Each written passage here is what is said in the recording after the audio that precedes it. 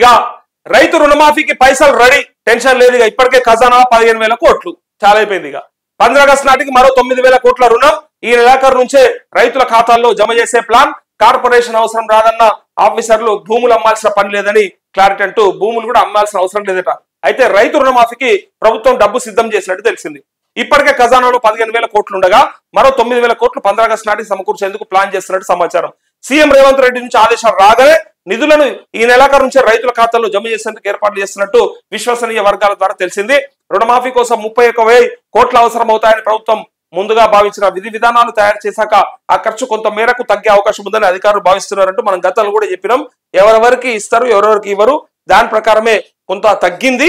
ఆ తగ్గడం చేత ఇప్పుడు నుంచి ఇంకా ఈ నెలాఖరు నుంచే అకౌంట్ల డబ్బులు పడతా ఉంటాయి. పడడం అంటే ఏంటిదంటే ఆ అకౌంట్లకి ట్రాన్స్ఫర్ చేసిన తర్వాత ఆ అమౌంట్ ని బ్యాంకులు ఫ్రీజ్ చేసుకుంటాయి, వాళ్ళు తీసేసుకుంటారు. ఇక ఆ అమౌంట్ వీళ్ళకి డైరెక్ట్ గా వేసిన తర్వాత ఆ అమౌంట్ ని బ్యాంకులు రిటర్న్ తీసేసుకొని ఆ అకౌంట్స్ ని జీరో చేస్తారు, క్లోజ్ చేస్తారు. సో రుణమాఫీ జరిగేది ఇట్లనే, డైరెక్ట్ గా బ్యాంకులకు అప్పచెప్పారు పైసలు. మన అకౌంట్ లోకి వేసిన తర్వాత మన అకౌంట్ నుంచి వాళ్ళు తిరిగి తీసుకొని కట్టించుకున్నట్టుగా, రైతులు కట్టినట్టుగా ఉండాలి కాబట్టి సో అది తీసుకొని క్లియర్ చేసుకుంటారు. ఇక రుణమాఫీ అయిన తర్వాత రైతుల మరి జీవితాల్లో సంతోషం ఉంటుందా, ఇంకా ఈ ప్రభుత్వం చేయాల్సిన పనులు ఉన్నాయా అంటే చాలా ఉంటాయి.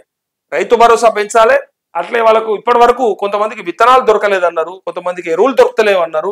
సో ఆ కొరతని తగ్గించాలి. ఆ కొరతను తగ్గిస్తేనే వాళ్ళ కొంతలో కొంత ఇంకా బెనిఫిట్ చేసిన వాళ్ళం అవుతుంది.